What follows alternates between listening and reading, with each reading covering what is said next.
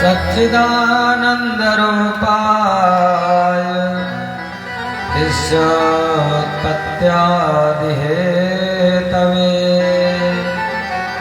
तापत्रय विनाशाय श्रीकृष्णाय वयं नमः। यं प्रव्रजन्तमनुपेतमपेतकृत्यं दैपायनो निराकातरया जुहाव पुत्रेति तनमयितया तरवो विनेदुः तं सर्वभूतहृदयं मुनिमानतोऽस्मि। प्रेम से बोलो कृष्ण कन्हैया लाल की, राधा रानी सरकार की। मन बुद्धि वाणी को पवित्र करने के लिए 2 बार परमात्मा का पावन नाम स्मरण, उसके बाद उन्हीं की मंगलमयी कथा कि कृष्ण गोविंद गोविंद गोपाल नंदलाल, राधे गोविंद गोविंद गोपाल नंद लाल कृष्ण।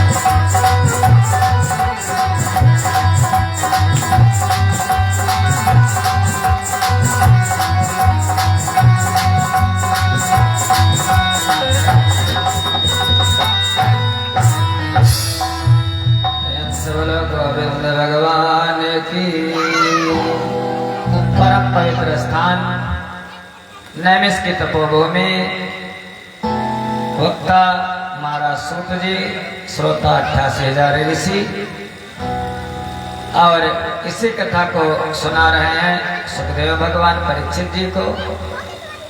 सुखदेव जी कहने लगे, राजन एक बार, सीधे कथा में प्रवेश करते हैं, कथा बहुत है आज, समय कम है। कहेंगे राजन, एक बार महाराज मनु, जिन लोगों से हमारी उत्पत्ति हुई है, महाराज मनु बैठे थे अचानक उनको छींक आ गई, मनु महाराज जी को। जब छींक आ गई तो उनकी नासिका के दाएं भाग से महाराज अचानक एक पुत्र उत्पन्न हो गया। छींकने से मात्र से नाम रखा इक्ष्वाकु। इक्ष्वाकु वंश प्रभवो। इक्ष्वाकु वंश में कौन आया है? भगवान मर्यादा पुरुषोत्तम श्री राम जी। हमारे कहने का आशय यही है। मनु महाराज को छींक आई उनकी नासिका से। इक्ष्वाकु के 100 पुत्र हुए। सबसे बड़े पुत्र हैं, उनका नाम विकुक्षी, विकुक्षी के निमि के दंडक, उनके छोटे 25 पुत्र हुए। ये सारे के सारे राजा सूर्यवंशी राजा हुए। आर्यावर्त के पूर्व भाग में और पश्चिम भाग में 25 पूर्व भाग में, 3 पश्चिम भाग में, शेष 47 मध्य भाग में प्रांतों के राजा हुए। इन्हीं के वंश में आगे चल करके एक राजा हुए जिन राजा का नाम था योनास। राजा योनास। बहुत कुछ है लेकिन बेटा नहीं है, पुत्र नहीं है।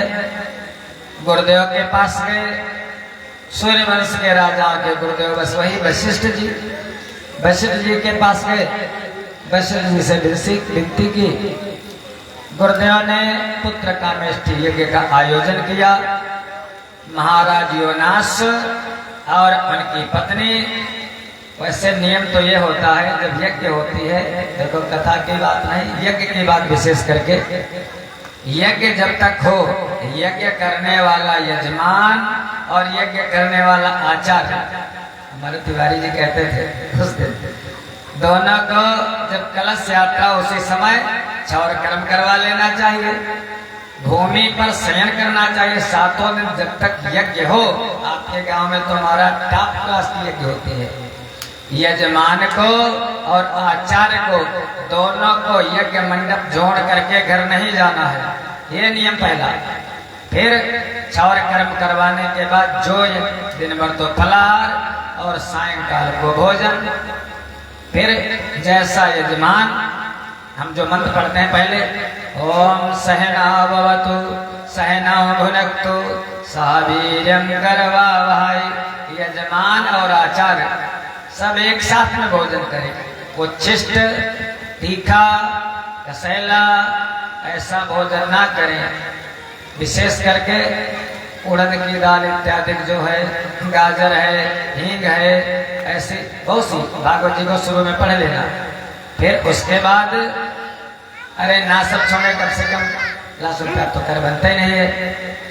शुद्ध शुचिता वाला भोजन करें और 7 दिन तक संयम से रहें। बस कहते हैं व्रत संयम ने। यदि एकादशी का आपने व्रत किया है तो आपके वो बाहर की तो बात अलग है, आप अन्न छोड़ दोगे, लेकिन क्या क्रोध को छोड़ देते हो एकादशी के दिन? बस इतना कह लो, क्रोध नहीं करूंगा, अरे कुदृष्टि से नहीं देखूंगा, अरे निंदा बुराई नहीं सुनूंगा। अगर आपने इंद्रियों को बस में कर दिया तो व्रत संयम ने। बस महाराज योनास, गुरुदेव वशिष्ठ और जितने भी आचार्य वहीं पर रहते हैं, वहीं पर। और उन योनास की 100 रानियां हैं, एक रानी 100 रानियां। 7 दिन तक यज्ञ हुआ। एक घड़े में अभिमंत्रित करके जल रख दिया गुरुदेव ने, आचार्य जी ने, यज्ञ आचार्य जी ने। जब यज्ञ का समापन होगा और फिर स्नान होगा, उसके बाद रानियों को चम्मच चम्मच पिला दिया जाएगा। रानी गर्भवती हो जाएगी। गर्मी का महीना था, मई जेठ का महीना, मई जून का महीना, उसी समय यज्ञ ज्यादा होते हैं। रात्रि को राजा को लगी प्यास, योनास को। योनास ने सोचा बेचारे दिन भर मेहनत करते हैं हमारे सैनिक लोग, हमारे नौकर चाकर, क्यों जगाए? गुरुदेव को, आचार्य को क्यों कष्ट दें? अपने आप अरे प्यास लगी है, जल कहीं रखा होगा। वहीं पर यज्ञ मंडप में जल रखा था, घड़ा में बढ़िया भरा हुआ। फ्रिज वगैरह का जमाना नहीं होगा, बढ़िया ठंडा ठंडा जल यो नास ने उठाया, गटागट पूरा जल पी लिया यो नास ने।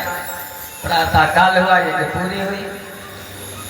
गुरुदेव वशिष्ठ ने कहा जल रखा था वो जल लाइए राजन, और अभी वो सब रानियों को पिलाया जाएगा। राजा कहने लगे वो घड़े में जो जल रखा था गुरुदेव, अरे बड़ी प्यास लगी थी, मैंने किसी को जगाया नहीं, सारा का सारा जल मैंने पी लिया।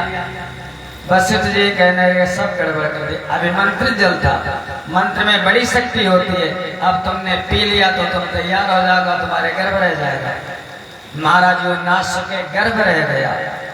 अब समय बीता, समय अनुसार 9-10 महीने के बाद यो नाश की दाई कोख को फाड़ करके एक बेटा उत्पन्न हुआ। कोख को फाड़ करके जब पुत्र उत्पन्न हो गया, भाई माँ होती तो दूध पानी की व्यवस्था हो जाती, अब दूध कहाँ से आए पीने के लिए। उसी समय देवराज इंद्र आ गए और देवराज इंद्र ने उस बालक के मुख में अपनी उंगली डाल दी। माँ का काम कर दिया, भाई माँ दूध पिलाती है, माँ का काम कर दिया, उंगली डाल दी। अब ढाई धनकुन पहले आती थी नहीं, जब तक धनकुन निकल नहीं जाती थी हम लोग अपवित्र मानते थे। आजकल तो कुछ होता नहीं, अस्पताल में सब हो जाता है। वो बहुत सी धनकुन जो जन्म कर ले महाराज, वही तो काम है बस। कहने लगे ढाई का काम कौन करे, धनकुन का काम करे कौन करे। देवराज इंद्र ने नाल का उच्छेदन कर दिया, नाल को काट दिया, ढाई का काम किया और उंगली डाल दी, दूध पिला दिया, माँ का काम कर दिया। बालक का नाम रख दिया देवराज इंद्र ने मानधाता। मानधाता यो नाश के पुत्र हुए मानधाता। और मानधाता की 50 कन्याएं हैं, वो 50 कन्याएं एक ऋषि है सौंभरी, सौंभरी के साथ 50 कन्याओं का विवाह हुआ। फिर इन्हीं मानधाता के पुत्र हुए महाराज हरिश्चंद्र। हरिश्चंद्र के कोई बेटा नहीं था। नारद जी ने कहा कि ऐसा करो, वरुण की साधना बता दी, वरुण देवता की साधना करो तुमको पुत्र होगा। साधना की पुत्र हो गया, नाम रखा रोहित। अब वरुण देवता बलि मांगने के लिए आए, हरिश्चंद्र ने मना टाल मटोल की।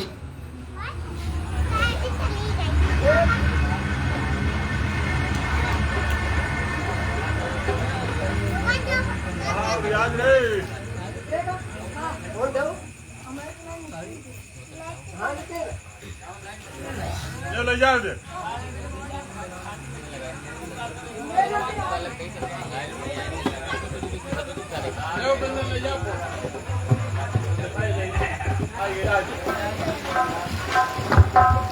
हरिओम। कृष्ण कन्हैया लाल की।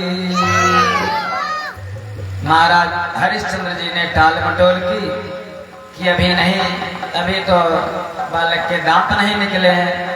फिर दांत निकला, अभी तो बालक का मुंडन नहीं हुआ है। ऐसे करके जब रोहित को पता चला हमारी बलि देंगे, रोहित भाग गया। जब रोहित भाग गया, हरिश्चंद्र जी को जब उन्होंने बलि नहीं दी वरुण जी को, जलोदर रोग हो गया। पता चला रोहित को पिताजी को बीमारी है। रोहित आना चाहता था लेकिन इंद्र ने मना कर दिया, पिता तुम्हारी बलि दे देंगे। रोहित और देवराज इंद्र ने जंगल में जाकर के ब्राह्मण के बालक को खरीद लिया। ब्राह्मण का नाम अजीत गर्द। उस ब्राह्मण के 3 बालक हैं, घर में भोजन का दाना नहीं है। उसने सोचा क्या करूं, बेटे को विक्रय कर दूं तो हम लोगों के प्राण तो बचेंगे। एक बालक को बेच दिया।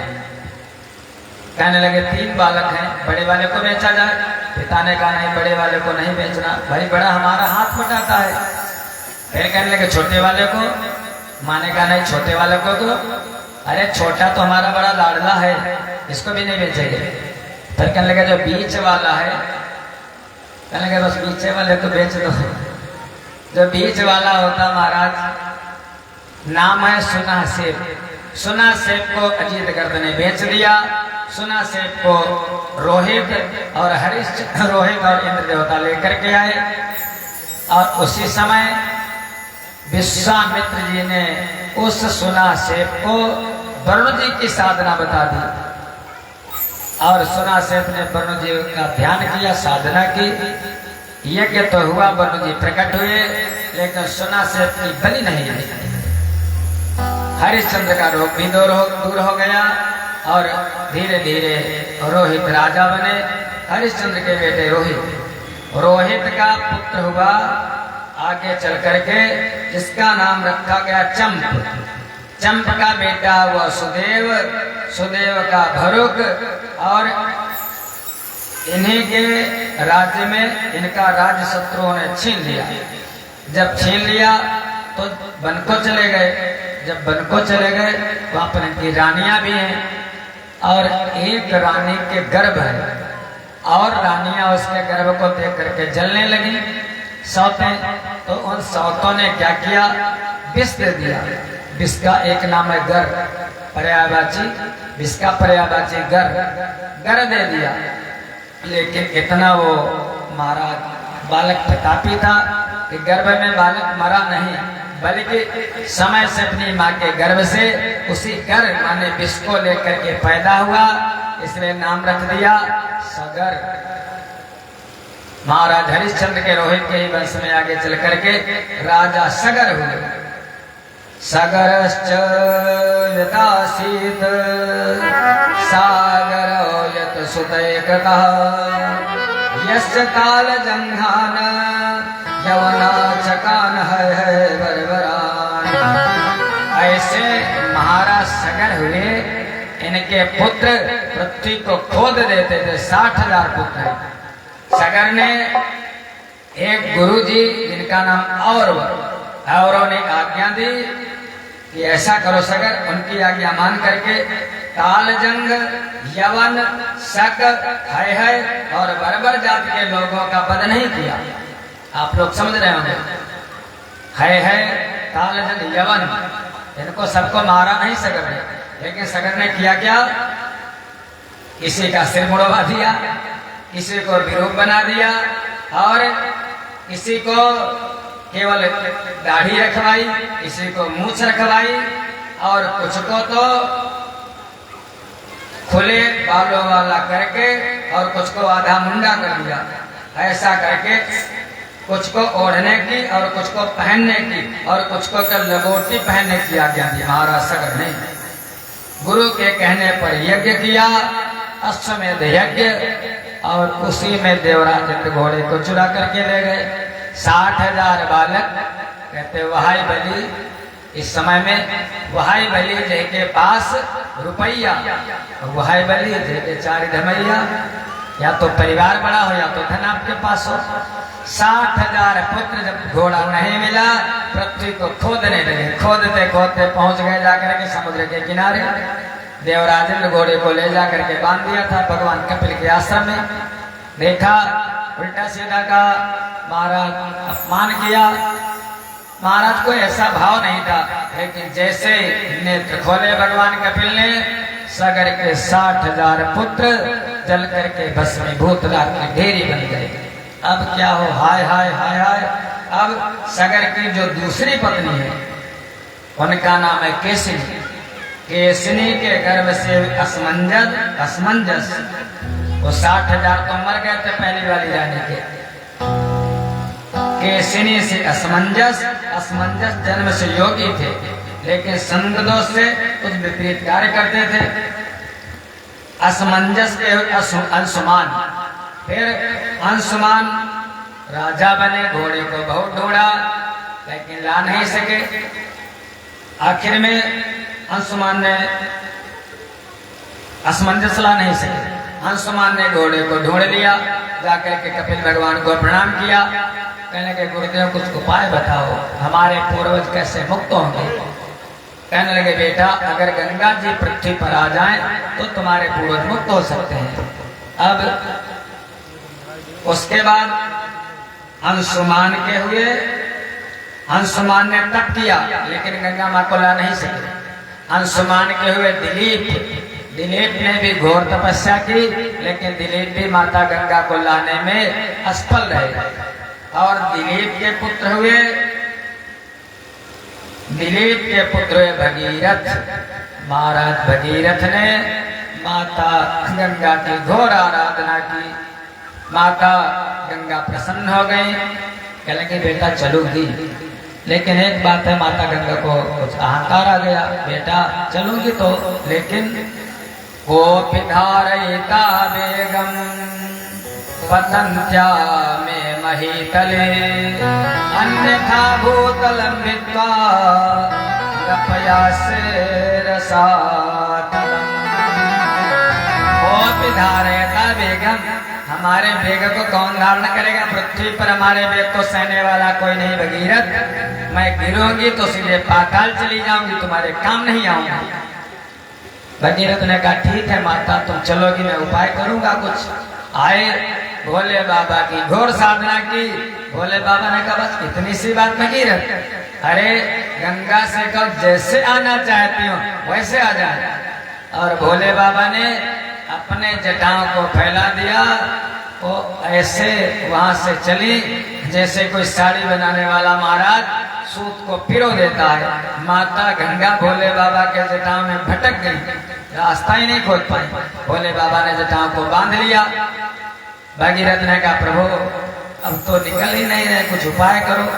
भोले बाबा ने एक जटा एक धारा, छोटी सी धारा छोड़ दी और वही धारा लेकर के भगीरथ जी आगे आगे चले। माता गंगा का पृथ्वी पर प्राकट्य हुआ और उन सगर के 60,000 पुत्रों का उद्धार हुआ।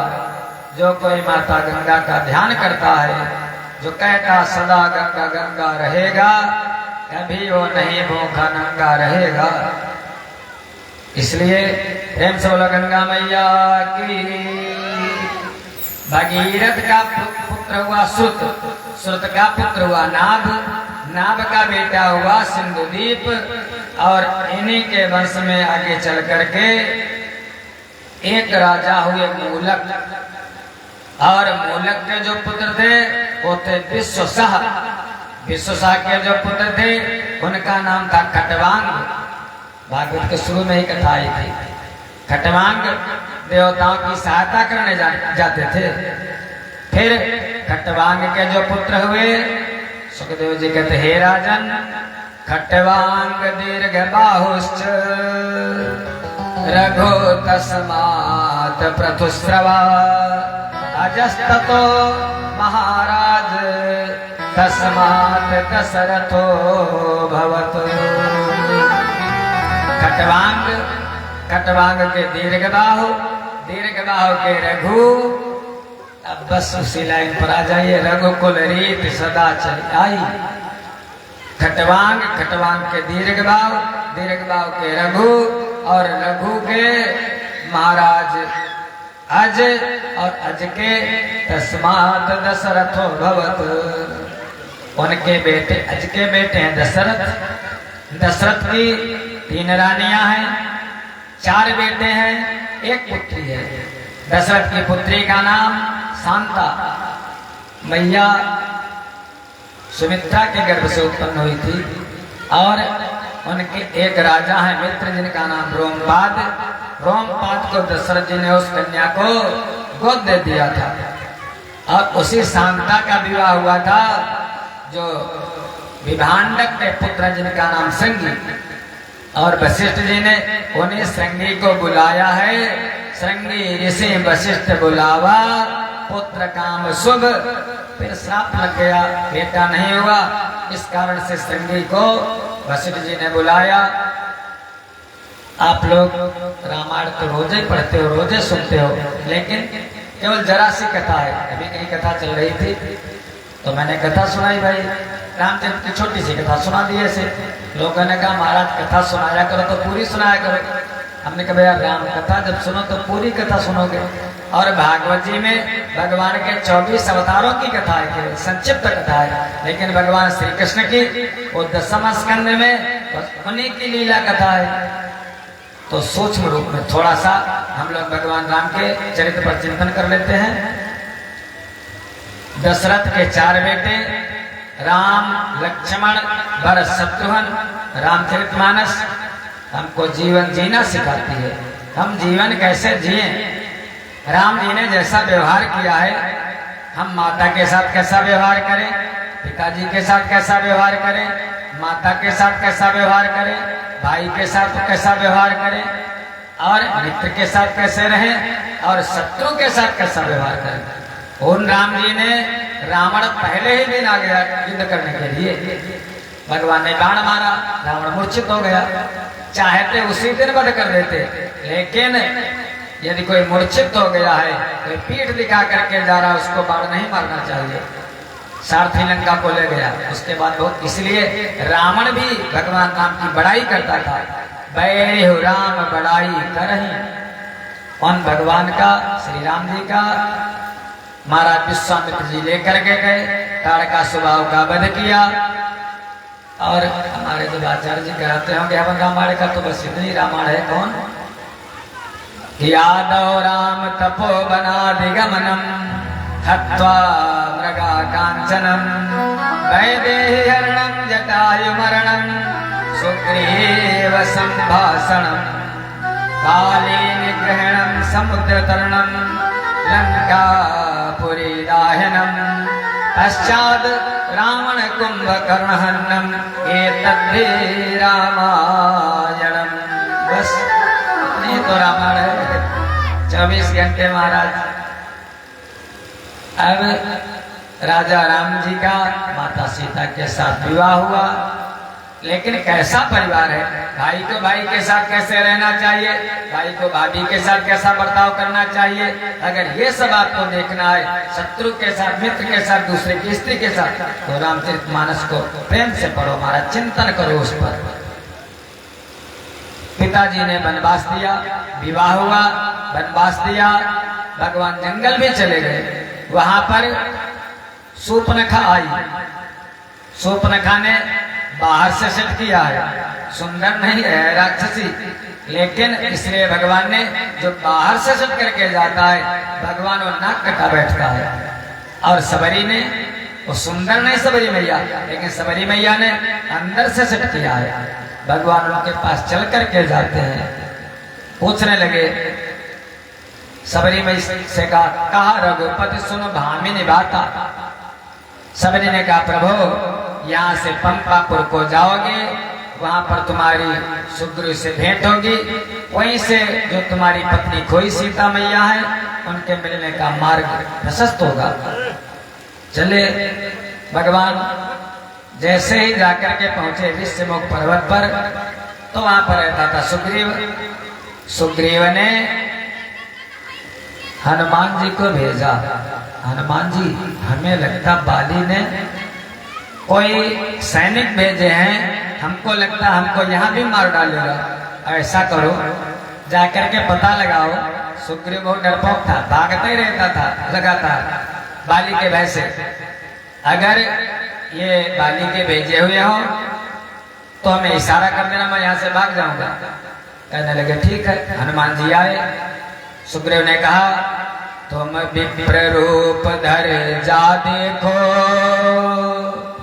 और लेना भेद चतुराई से, संदेह सही हो मेरा तो कह देना सैन्य बुझाई से।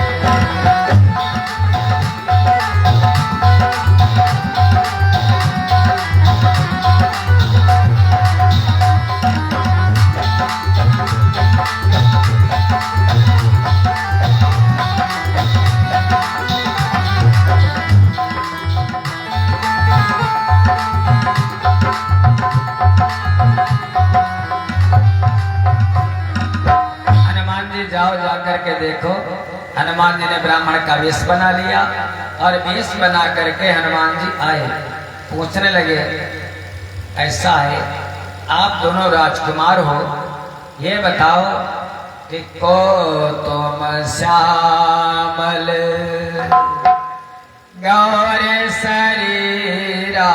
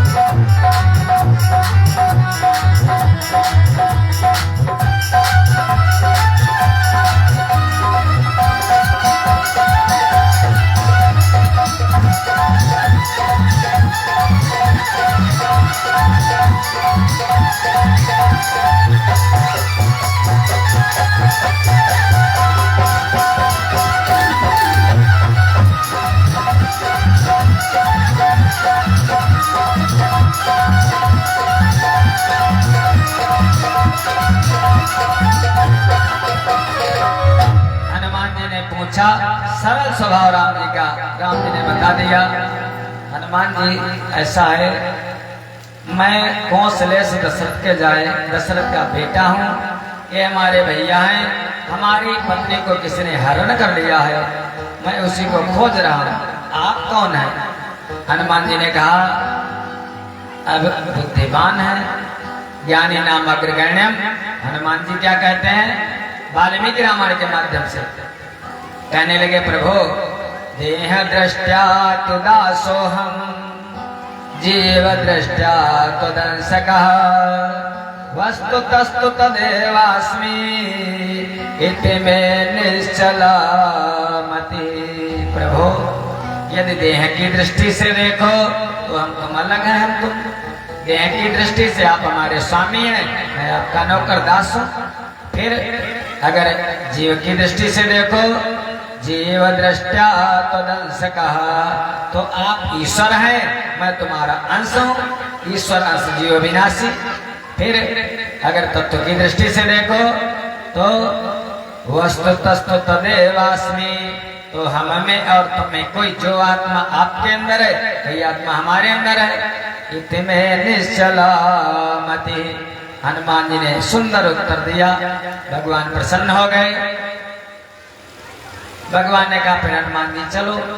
हनुमान जी ने कहा हमारे कंधे पर बैठो। ऐसे नहीं, कंधे पर बैठालना सुग्रीव के लिए इशारा है।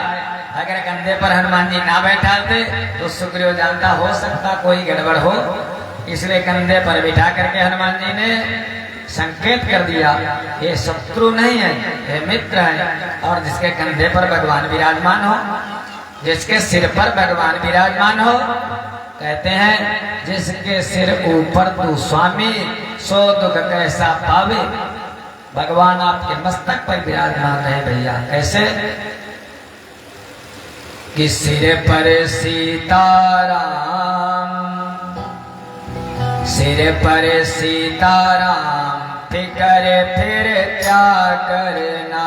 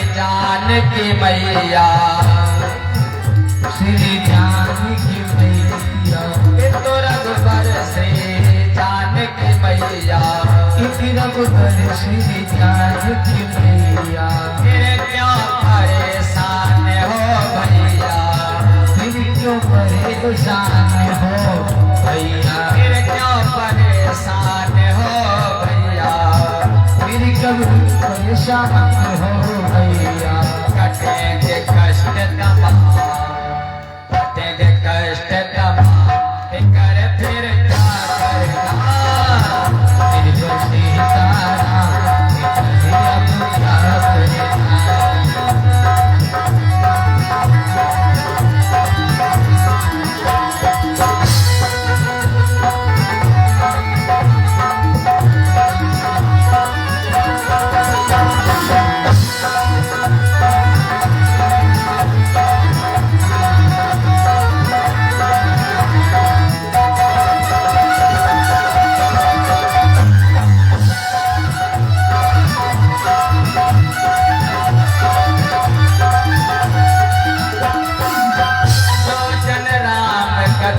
सत्संग में, राम कथा सत्संग में, जो जन राम कथा सत्संग में, जो जन राम कथा सत्संग में, जिनके सहायक श्री बजरंगी, जिनके सहायक श्री बजरंगी, जिनके सहायक श्री बजरंगी, जिनके सहायक श्री बजरंगी, अतुलित बल के धाम, अतुलित बल के धाम, फिकर फिर क्या करना, श्री सीताराम तेरे अब क्या करना, श्री सीताराम तेरे अब क्या करना, तेरी अब क्या करना, करे अब क्या करना, करे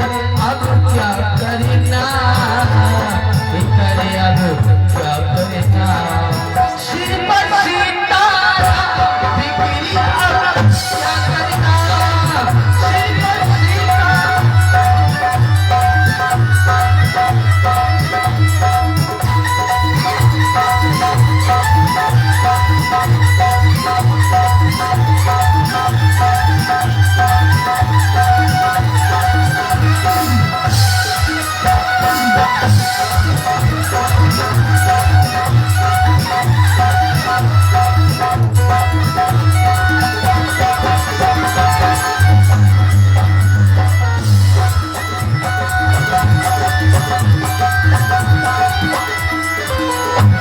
अगर प्रभु मन मानी करेंगे, अगर प्रभु मन मानी करेंगे, नहीं शरणागत पीर हरेंगे, नहीं शरणागत पीर हरेंगे, नहीं शरणागत पीर हरेंगे, नहीं शरणागत पीर हरेंगे, होगा बिरत बदनाम, होगा बिरत बदनाम, फिकर फिर क्या करना, श्रीमद सीताराम करे अब क्या करना, श्रीमद सीताराम करे अब क्या करना, करे अब क्या करना, करे अब क्या करना, करे अब क्या करना, करे अब क्या करना, श्रीमद सीताराम फिकिरी अब क्या करना, श्रीमद सीताराम फिकिरी अब क्या करना,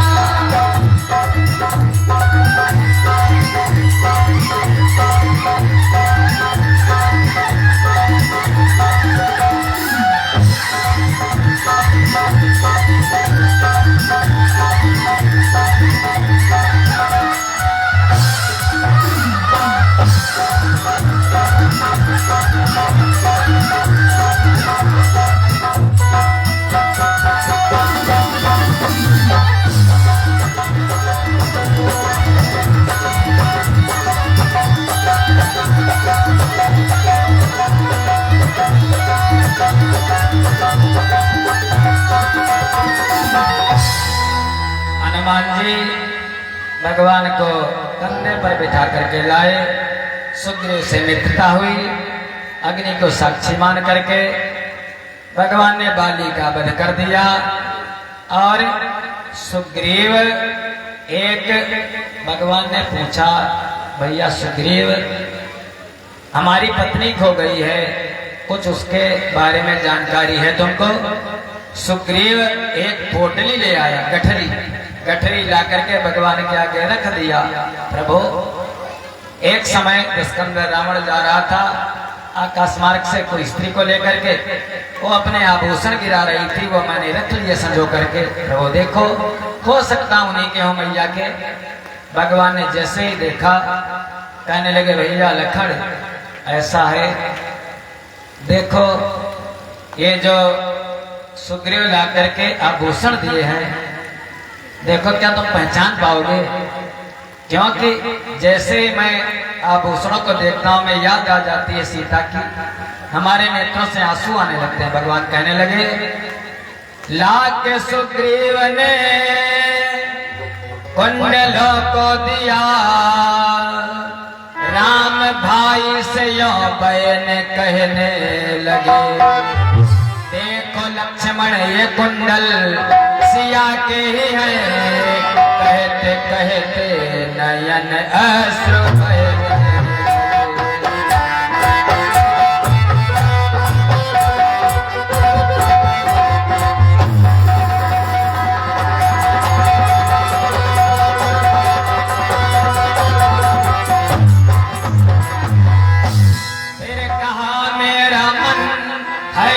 स्थिर लखन सिय बिरह में हूँ अतिशय परेशान मैं, नैन आंसू बहाते हैं सुध आते ही, इसलिए कर नहीं सकता मैं।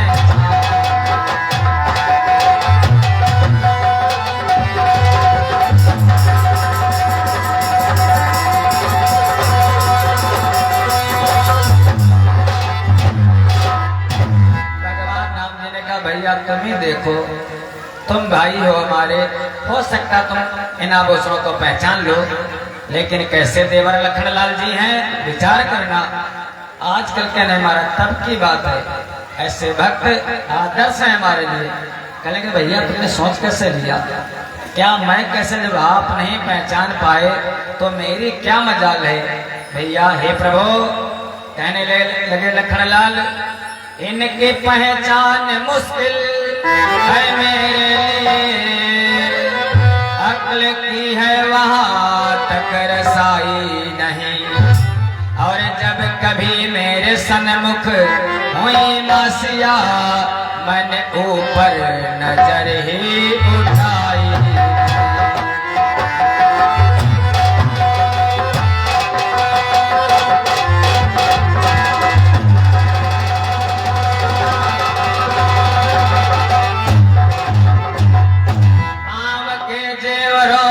पहचानता और जो पड़े हैं यहाँ पर दिखाई नहीं, चेहरे कुंडल की तो बात मत पूछिए, मैंने देखी है माँ की कलाई।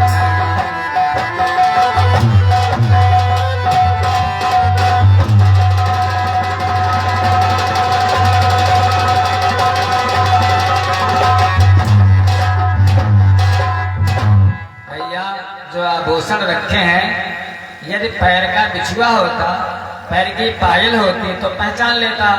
अरे मैया जब हमारे सामने होती थी, मैंने उनकी चूड़ी तक नहीं देखी, कलाई नहीं देखी है। तुम कहते हो ये ऊपर के चूड़ामणि और कुंडल की पहचान करो।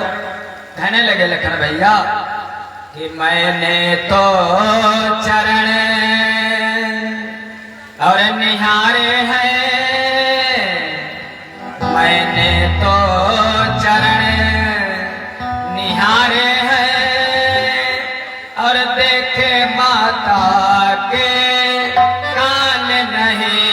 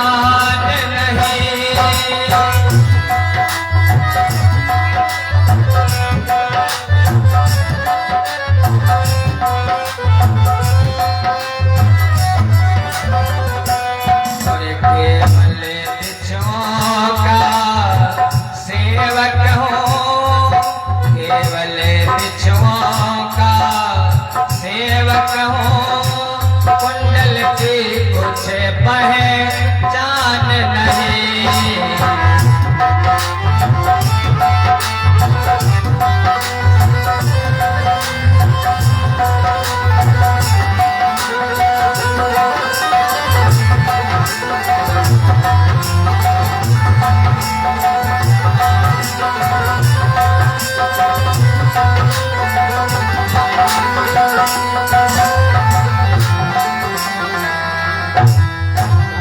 भैया ना हम जाना के यूरे ना हम जाना कुंडले।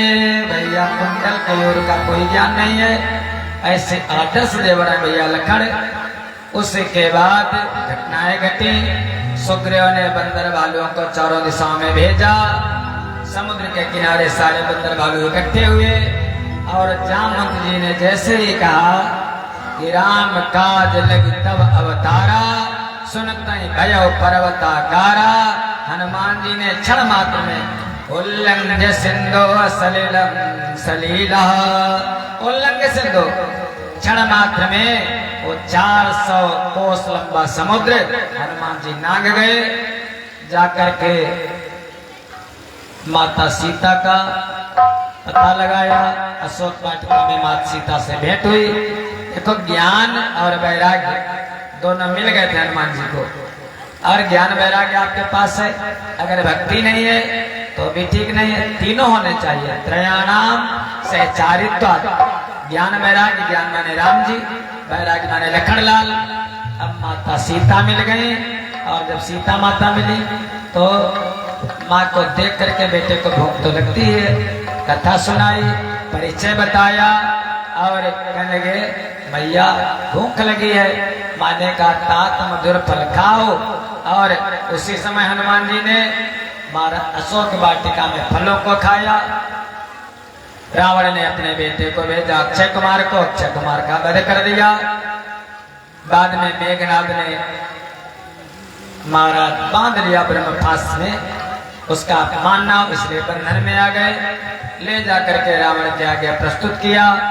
रावण ने कहा अरे लंका हमारी और बार बार इसी की चर्चा होती है। पूंछ वाला बानर इतनी लंबी पूंछ। रावण कहने लगा, पूछा हनुमान जी से कि बानर तो कौन कहाँ का है, क्यों मेरा बाग उजाड़ा है। तू अपनी मौत से डरा नहीं, अक्षय कुमार को मारा है।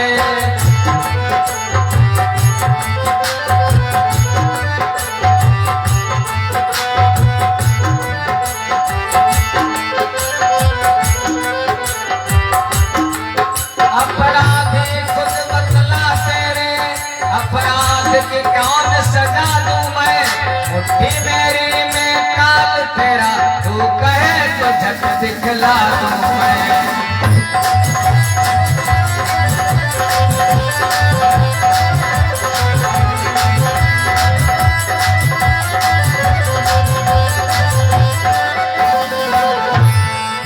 हनुमान जी ने कहा ऐसा है राजन, खायो फल मोहि लागी भूखा, कब स्वभाव ते तोरे रूखा। सबके दे परम प्रिय स्वामी। अरे अपना प्राण तो सबको प्रिय है। मारे मोह कुमारक गामी, ये दुष्ट मुझको मारे थे, जिन मोह मारा ते मैं मारे। सब उत्तर देते हनुमान जी, लेकिन फिर भी तुम्हारे बेटे ने मुझको बांध लिया। और मोह न कछु बांधे कैलाजा, कोई भगवान का काम करने में, महाराज यज्ञ में, कथा में, मंदिर में, महाराज शर्म संकोच मत करना। मंदिर में झाड़ू लगाने में, भगवान की सेवा करने में। अरे मोह न कछु बांधे कई लाजा, कीन चाहो निज प्रभु कर काजा। हाथ जोड़ता हूँ, अभी माता को वापस कर दो, तुमको क्षमा कर देंगे। लेकिन रावण का बहुत भगवादी है। इस भगवादी बानर को उठा करके समुद्र में फेंक दो, मार दो, इसको सर काट दो। विभीषण आ गए, अरे नहीं, देखो विभीषण की कितनी चलती रावण के राज दरबार में, प्रेम था, ऐसी बात नहीं है। रावण प्राण दंड दे चुका है, लेकिन विभीषण का ना नीति विरोध न मारिए धूता, मारना ठीक नहीं है। लेकिन फिर क्या किया जाए, परमात्मा को जुगाड़ करो, अपनी पूंछ को चूमने लगे। रावण ने कहा बस कपि के ममता पूंछ पर सबय कहा समझाए। तेल बोरी पटवान पुनि पावक देह लगाए। राक्षस तैयार रहा न नगर बसन घत तेला। ना तो लंका में गोस्वामी जी लिखते हैं, ना तो कपड़ा रह गया, ना तो घी रह गया, ना तो तेल रह गया, सारा का सारा हनुमान जी में लग गया। विचार किया विद्वानों ने, आखिर दूसरे दिनों निशाचरों ने सब्जी काहे में छौकी होगी जब तेल रह ही नहीं गया था, क्या कपड़े पहने होंगे। भगवान की महिमा। और उसी समय हनुमान जी नींबू के चढ़े कपि कनक अटारी कूद करके चढ़ गए और सारी लंका को जलाने लगे, उलट पलट इधर से उधर करके लंका जलाने लगे। रावण आखिर रावण को क्रोध आ गया।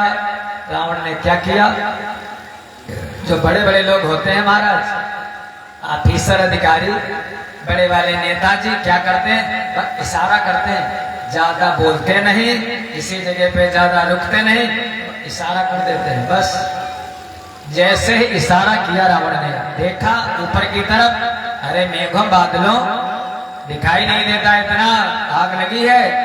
महाराज जैसे आंखें ऊपर उठाई, आंखों से तड़प निकली बिजली, आकाश में घिर आए बादल, रावण की आज्ञा से मानो था प्रलय का जल लाए बादल।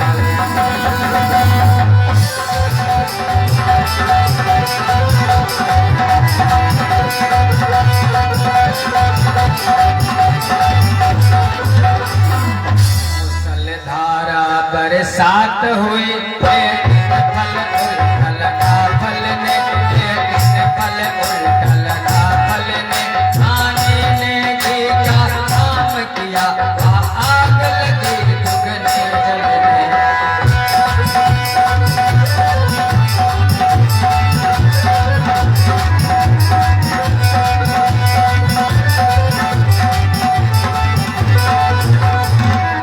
क्योंकि अशोक वाटिका में जो सीता की आहें भर रही थी, सही सतवंती की शक्ति ये अद्भुत कार्य कर रही थी।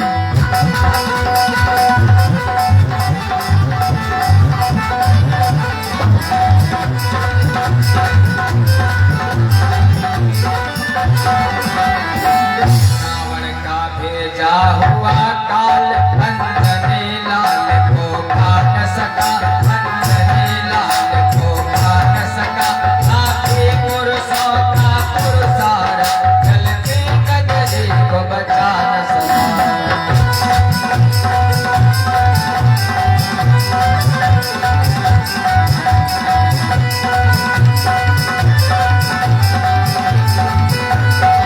राम विमुख लंकेश की स्वर्ण लंक भयचार, बची विभीषण की कुटी, राम नाम आधार।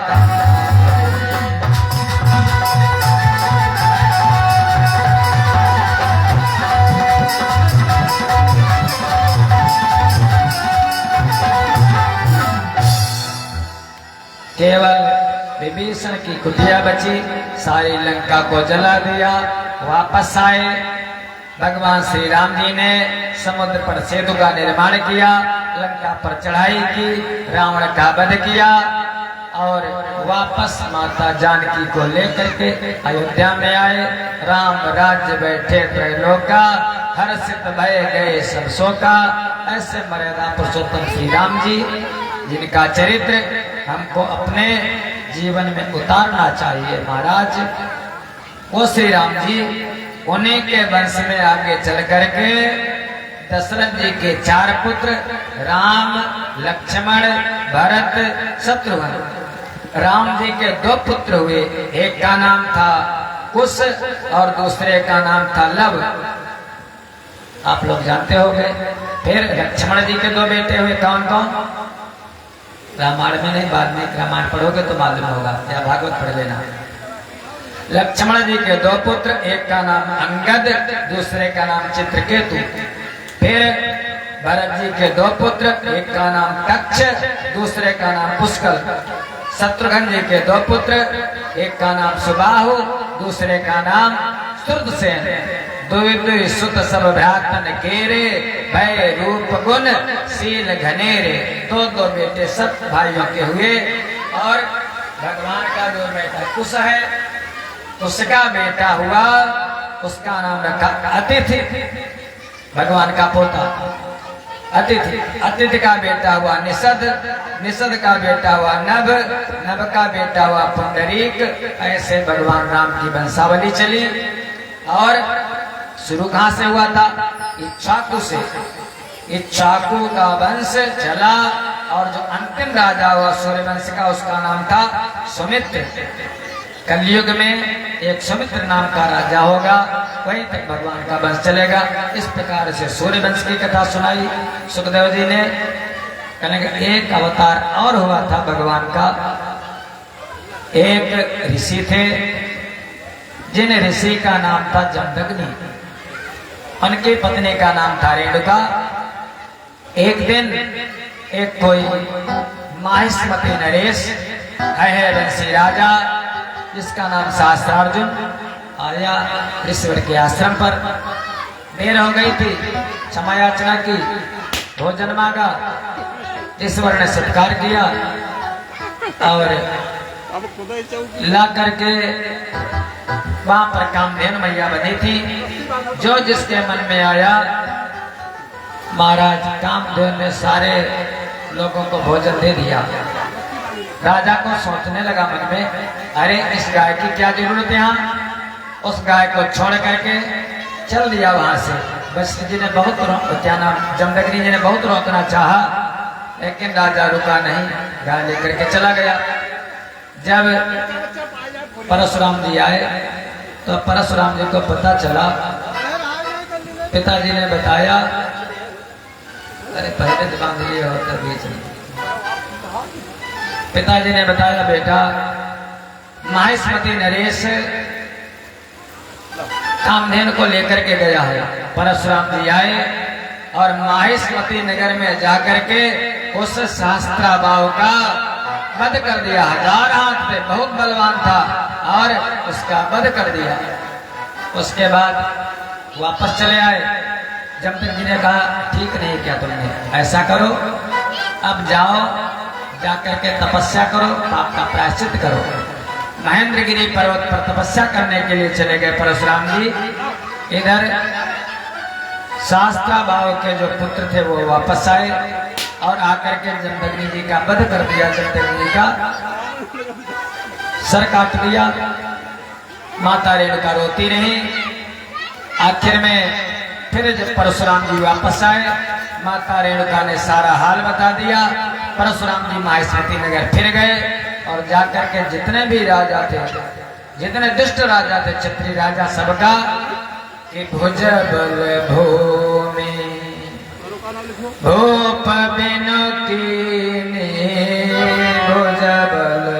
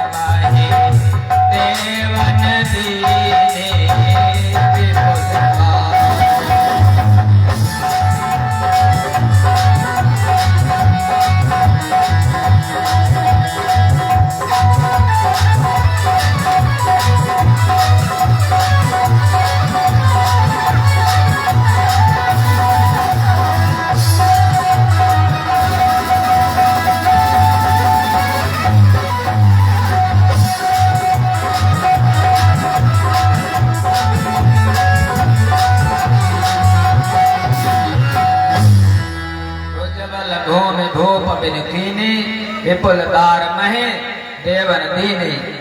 प्रेम से बोला परशुराम भगवान की।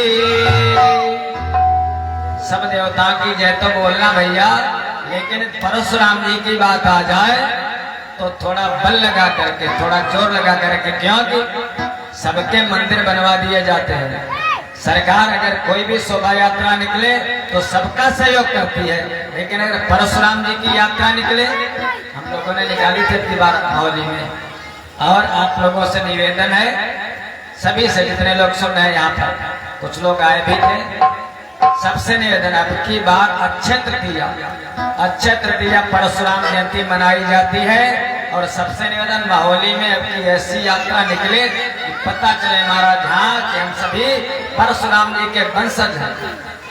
ये कम से कम कुछ तो गर्व करो, हमारे एक ही देवता है, हमारी परंपरा एक ही है, हम इसके वंशज हैं। तो मनु महाराज के तो सब वंशज हैं, हम सब उनकी संतान, लेकिन विशेष करके परशुराम जी के वंशज हैं, ये भी ध्यान रखना चाहिए। ऐसे परशुराम जी पितृभक्त थे, परम महाराज पिताजी के परम भक्त। एक दिन पहले घटना घटी थी, माता रेणुका कहीं जल भरने के लिए गई, थोड़ा देर लग गई। जमदग्नि जी ने पूछा इतनी देर कहाँ लगी, रेणुका मैया ने कह दिया वहां पर मच्छर और मछली जल क्रीड़ा कर रहे थे, देखने लगी। कहने लगे तुम हमारे काम की नहीं हो, अरे हमारा संयमित जीवन और तुम्हारी कामना अभी शांत नहीं हुई, अरे हमारा बस चलता तुम्हारा सर काट देता। बड़े वाला बेटा था, कहने लगे बेटा अपनी माँ का सर काट दो, हमारे काम की नहीं है, इसके भी कामना है, बुढ़ापा आ गया, कामना खत्म नहीं हुई। बेटे ने मना कर दिया नहीं काटूंगा। दूसरे बेटे से कहा तुम बेटा इसको काट दो, मार दो इसको। दूसरे बेटे ने कहा अरे माँ है कैसे मारू, पिताजी नहीं मारूंगा। तीसरे से कहा, उसने भी मना कर दिया।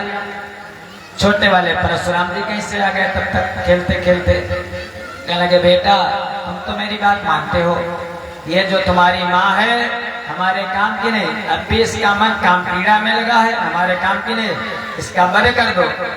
महाराज इतना कहना था पिताजी का, परशुराम जी पर साधारण करने वाले तत्काल बिना कुछ कहे सुने फरसे की सीधी धार हुई, उस बालक के ही द्वारा फिर बूढ़ी माता संघार हुई।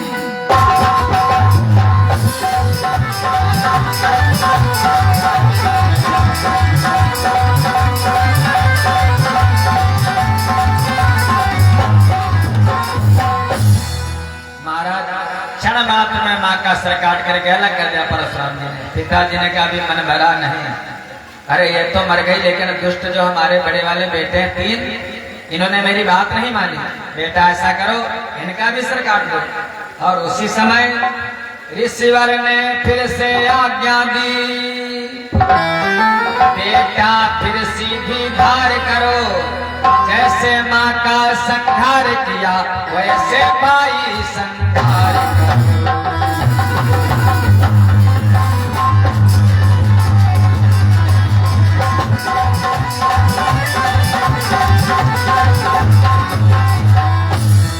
जैसे माँ को मारा ऐसे भाइयों को मैं मार दो। एक क्षण में तीनों भाइयों के सर रुंड से अलग।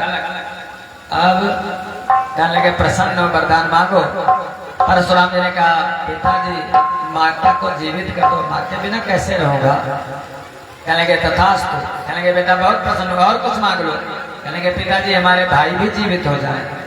पिताजी ये सब ये ना समझे मैंने इनको मारा था, याद भी इनको ना रहे। जमदग्नि जी ने कहा एवमस्तु तथास्तु। तपस्वी थे वही जमदग्नि जी जो सप्त ऋषियों में स्थान पाते हैं। परशुराम के पिताजी महाराज वहीं से चले गए, सप्त ऋषियों में स्थान पाने लगे। परशुराम जी तब चले गए महेंद्रगिरी पर्वत पर जाकर के तप करने लगे। चिरंजीवी हैं, आज भी वो हैं। हनुमान जी, परशुराम जी, व्यास जी, बलि, ये सब हैं। इस समय में भी महाराज सब दिव्य हैं। आगे चल करके सुखदेव जी बोले हे राजन, अभी तक तुमने सुनी सूर्यवंशी राजाओं की कथा, अब सुनो चंद्रवंशी राजाओं की कथा। यहीं से भागवत जी का 10वां स्कंध प्रारंभ होता है। हे राजन, एक राजा हुए चंद्रवंश में जिनका नाम था ययाति। ययाति की 2 पत्नियां थीं। एक का नाम था देवयानी जो शुक्राचार्य जी की बेटी थी। दूसरी का नाम था शर्मिष्ठा जो राक्षस राज बृहस्पति की पुत्री थी, दोनों में कुछ विवाद हो गया था। एक रानी बन करके आई थी, एक दासी बन करके आई थी, उसमें भी विवाद हुआ था। तो देवयानी के 2 पुत्र थे और शर्मिष्ठा के भी 3 पुत्र थे। श्राप दे दिया शुक्राचार्य जी ने ययाति को। बाद में देवयानी फिर गई पिताजी के पास, पिताजी थोड़ा गलत हो गया, कम से कम अभी हमारी कामना वासना है, मैंने क्रोध में कह दिया था इनको श्राप दे दो। शुक्राचार्य जी ने कहा अगर कोई अपनी जवानी वापस दे दे तो फिर से जवान हो सकते हैं। कहने की ठीक है। ययाति ने बड़े वाले पुत्र से कहा भैया अभी कुछ हमारी कामनाएं हैं, अपनी जवानी वापस दे दो। यदु ने मना कर दिया। त्रिवस से कहा, त्रिवस ने भी मना कर दिया। त्रयो से कहा, उसने भी मना कर दिया। तो छोटा वाला बेटा पुरु से कहा, पुरु कहने लगा पिताजी अरे शरीर तो आप ही का दिया हुआ है, ये आप जब तक मन हो हमारी जवानी ले सकते हो। पुरु की जवानी ली और वहीं से महाराज क्रम बदल दिया। ययाति ने कहा जो मेरी बात मानेगा वही हमारा उत्तराधिकारी होगा। सबको तो छोटा छोटा कुछ राज दिया, लेकिन पुरु को राजा बना दिया और वहीं से व्यवस्था बदल गई। जो यदु के वंशज हैं वो राज्य के अधिकारी नहीं होंगे और जो पुरु के वंशज हैं वो राज्य के अधिकारी होंगे। इन्हीं पुरु के वंश में महाराज पुरु के वंश में एक राजा हुए, जिन राजा का नाम था वृषवंश में, वृषवंश कहो या पुरु वंश कहो, एक राजा जिनका नाम था कृथ। कृथ के हुए शाश्वत, सात्वत के हुए अंधक और उनके पुनर्वस, पुनर्वस के आहुक और आहुकी 2 पुत्र हुए, आहुक पुत्र और आहुकी कन्या। आहुक का जो बेटा था उसका नाम था देवक और देवक का जो पुत्र है उसका नाम उग्रसेन। देवक के 4 बेटे हैं, देववान, उपदेव, सुदेव, देववर्धन 7 पुत्रियां हैं और उग्रसेन के 9 पुत्र हैं और 5 पुत्रियां हैं। देवक की पुत्री का नाम देवकी और उग्रसेन के बेटे का नाम 9 बेटे हैं। जो बड़ा वाला बेटा है उसका नाम है कंस। कंसा सुना मान्योग्रा कंका संकोशोस्तथा राष्ट्रपालो सृष्टिश्च तुष्टिमान उग्रसेनयः। उग्रसेन के 9 बेटे और इधर जो महाराज यदुवंश है, यदुवंश में एक राजा हुए जिन राजा का नाम चित्ररथ, चित्ररथ के हुए विदुरथ, विदुरथ के हुए देवमीढ़ और देवमीढ़ के हुए सूरसेन, सूरसेन की पत्नी मारिसा, सूरसेन और मारिसा के एक पुत्र है जिनका नाम है आनक दुंदुभी। जब बेटे ने जन्म लिया तो देवता आकाश में ढोल नगाड़े बजाने लगे, इसलिए नाम पड़ा आनक दुंदुभी और यही आगे चल करके वसुदेव कहलाए। वसुदेव बेटे हैं और 5 बेटियां हैं। जो बड़ी वाली बेटी है उसका नाम प्रथा, श्रुतदेवा, श्रुतकीर्ति, श्रुतस्रवा। लेकिन प्रथा को दे दिया, गोद दे दिया एक राजा कुंती भोज है, महाराज उनको गोद दे दिया, इसलिए उनका नाम पड़ा कुंती। वसुदेव जी की सगी बहन है माता कुंती, श्री भगवान की सगी बुआ बोलते हैं। इस प्रकार से ये वंश चला। उग्रसेन का जो बड़ा वाला बेटा है जिसका नाम कंस, ये समुद्र मंथन के समय एक दैत्य था जिस दैत्य का नाम था कालनेमी। कालनेमी को भगवान विष्णु ने मार डाला था, लेकिन शुक्राचार्य जी ने पुनः जीवित कर लिया था। वही कालनेमी कंस बन करके आया है, कोई और नहीं है कंस। कालनेमी रावण राहु, कालनेमी कंस बन करके आया है। वरदान मांगा था कि मैं केवल भगवान के हाथों से मरूं। उग्रसेन, उग्रसेन की पत्नी का नाम कोई कोई कह देता पवन देखा, हमने तो लिखा नहीं देखा। उग्रसेन की पत्नी का नाम जो भागवत जी कहते हैं पद्मावती। पद्मावती और उग्रसेन के गर्भ से उस दुष्ट कंस का जन्म हुआ कालनेमी का। थोड़ा बड़ा होने लगा। एक दिन मगध का राजा जरासंध मथुरा पर आक्रमण कर देता है। 10,000 हाथियों का बल, कुबलिया भीड़ का नाम का हाथी उसके साथ में।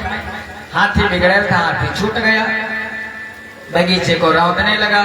कंस कहीं अभी युवराज है, राजा नहीं, जवान है, घूम रहा था जंगल जंगल। देखा आए ये हाथी हमारे बगीचे को बिल्कुल गर्त किए देता है। सूंड पकड़ ली हाथी की और घसीटता घसीटता चल दिया यमुना जी के किनारे। जरासंध ने देखा हजारों सैनिक इसको पकड़ नहीं पाते थे, 10,000 हाथियों का बल, केवल अकेला राजकुमार इसको पकड़ करके ले आ रहा है। इसका मतलब मैं इसे जीत नहीं पाऊंगा, भलाई इसी में है, अपनी बेटी का विवाह इसके साथ कर दिया जाए। 2 बेटियां जरासंध की, एक का नाम अस्ति, दूसरी का नाम प्राप्ति। दोनों का विवाह कर दिया कंस के साथ और कुबलिया पीड़ नाम का हाथी दहेज में दे दिया जरासंध ने। कंस का विवाह हो गया। अब ये विश्व विजय दिग्विजय के लिए चल पड़ा। गया माहिष्मतीपुरी में गया। वहां पर एक राजा है, उनको द्वंद्व युद्ध के लिए ललकारा। उन राजा के 4 बेटे हैं, चाणूर, मुष्टिक, ऊट और सल। इसने कहा यदि मैं हार गया मैं तुम्हारा गुलाम बन जाऊंगा और अगर तुम हार गए तुम हमारी गुलामी करोगे। चारों को हरा दिया, चाणूर, मुष्टिक, ऊट और सल को गुलाम बना लिया। उसके बाद गया प्रवर्षण पर्वत पर। वहां जाकर के एक बंदर रहता, द्विविध बानर, द्विविध मयंद नीलदल अंगद गद विकटास। द्विविध बानर को पराजित कर दिया, उसको भी अपना गुलाम बना लिया। उसके बाद केसी को ऋषमुख पर्वत पर गया, वहां केसी रहता था, केसी को पराजित कर दिया, उसको भी गुलाम बना लिया। उसके बाद एक दिन महेंद्रगिरी पर्वत पर गया और जाकर के पर्वत को हिलाने लगा। परशुराम जी तपस्या कर रहे थे, क्रोध आ गया, प्रकट हो गए। महाराज जैसे ही देखा महाराज परशुराम जी के चरणों में गिर गया, क्षमा मांगी। परशुराम जी ने कहा दुष्ट तूने मेरी तपस्या में बाधा डाली है, मैं तुझको ये धनुष देता हूँ। क्रोध आ गया और अगर तूने इसका भार 30 लाख मन है, धनुष कितना वजन है 30 लाख मन, अगर इसको तू इसके प्रत्यंचा चढ़ा देता है तो मैं तुझको छोड़ दूंगा और अगर प्रत्यंचा नहीं चढ़ा पाया अभी मार डालूंगा। बहुत से छत्रों को मैंने मारा है। डालने में तो था ही, धनुष को हाथ में लिया और लेकर के प्रत्यंचा चढ़ा दी, 7 बार हिलाया ऐसे ऐसे। परशुराम जी प्रसन्न हो गए। जा तुझको मैंने शिष्य माना, इस धनुष को ले जा और जिस दिन ये धनुष टूट जाएगा, जो इस धनुष को तोड़ेगा वही तेरे प्राणों को महाराज ले लेगा। धनुष लेकर के परशुराम जी को गुरु बनाया कंस ने और धनुष लेकर के मथुरा में आ गया। एक दिन त्रिपुरासुर युद्ध के समय नारायण ने भगवान शिव को जो धनुष दिया था ये वही धनुष था। एक दिन समुद्र के तट पर गया, एक है दैत्य जिसका नाम अघासुर, अघासुर को गुलाम बना लिया लड़ करके। अघासुर की बहन है जिसका नाम पूतना, पूतना को भी गुलाम बना लिया, बकासुर को गुलाम बना लिया। अरे जितने दुष्ट थे उन सबको अपना गुलाम बना लिया और स्वयं महाराज राजा कहते कंस बहुत ही दुष्ट। धीरे धीरे समय बीता। एक दिन कहने लगे उग्रसेन बेटा ज्यादा उत्पात मत करो। उग्रसेन कहने लगे करण उपद्रव लाल, पकड़ नीच ने पिता को दिया जेल में डाल, जेल में बंद कर दिया। कहने लगा तुम्हारी तो ज्यादा जुबान चलती है, बक बक ज्यादा ही करते हो। और बुढ़ापा में जीव कुछ ज्यादा ही चलती है। बुढ़ापा अगर अपना सुखपूर्वक जीना चाहते हो भैया तो कहते हैं हमारे गुरुदेव भगवान कहते हैं 3 बातों का ध्यान रखना। अगर उग्रसेन जी ने इन बातों का ध्यान रखा होता तो जेल में नहीं पड़ना होता। कहते हैं नौन, कौन और मौन। नौन माने नमक। बेटा बहू, बहू ने भोजन बनाया, नमक डालना भूल गई। आपने भोजन किया, मान लिया, जरा भी आपने अगर तू में की आंख दिखाई तो यही कहेगी पिताजी अपना बनवा लिया करो, खा लिया करो। और आपने अगर बिना नमक का खा लिया एक दिन तो उसी बहू की श्रद्धा बढ़ जाएगी। हाँ देखो पिताजी ने हाँ ऐसे बिना नमक की खा ली, प्रेम बढ़ जाएगा वहीं से। ऐसा करना, अगर नमक हो खा लेना, अगर बिना नमक का भी हो तो खा लेना, ज्यादा हो जाए तो पानी डाल करके खा लेना, नॉन। फिर दूसरी बात है ओवन। ओवन माने अभी तक तो सोते थे कहाँ, कहीं चर्चा हो रही थी एक दिन बेडरूम में, कमरे के अंदर कमरा, कमरे के अंदर कमरा, या कोठरी के अंदर पहले कोठरी होती थी। और अब चौथे पन जाइए तो खाना चाहिए तो एक जंगल चले जाओ, लेकिन नहीं जंगल तो वहां से ड्राइंग रूम नहीं, बाहर टीन के नीचे आ जाओ, दरवाजे पर बाहर कोना पकड़ लो। घर में बेटे बहू जो कुछ करें उनको करने दो महाराज, भगवान पर विश्वास करो, वो उन पर आयु कर्म से वित्तम से विद्या निधन में उचा, सब दीन बंधु दीनानाथ मेरी डोरी तेरे हाथ। आप जैसे हो गए ऐसे आपके पुत्र भी आगे उन्नति कर लेंगे, जैसा होगा आप टाल नहीं सकते विधि के विधान को। नॉन कौन, और तीसरी बात मौन, मौन रहो बस, ज्यादा जीभ मत चलाओ। कहते हैं बोलो चालो, बोलने चालने में बुराई नहीं है, खूब बोलो चालो, लेकिन बको मत, ज्यादा बकबक मत करो, बोलो चालो बको मत। फिर दूसरी बात खाओ पियो, खाने पीने में बुराई नहीं है, लेकिन माले मुक्त दिले बेरहम। पता चले जाओ कहीं पार्टी में बारात में तो इतना खा लो, खाओ पियो छको मत, खाने पीने में बुराई नहीं है, लेकिन अगर छक लोगे तो फिर महाराज दवाई करानी पड़ेगी डॉक्टर मामा से, बद आदमी की दवाई लेनी पड़ेगी। बोलो चालो बको मत, खाओ पियो छको मत, और फिर मिलो जुलो, मिलने जुलने में बुराई नहीं है, लेकिन सटो मत, ज्यादा आसक्ति। कहते हैं एक दिन की मुलाकात अच्छी, रोज का आना जाना बुरा है, मिलो जुलो सटो मत।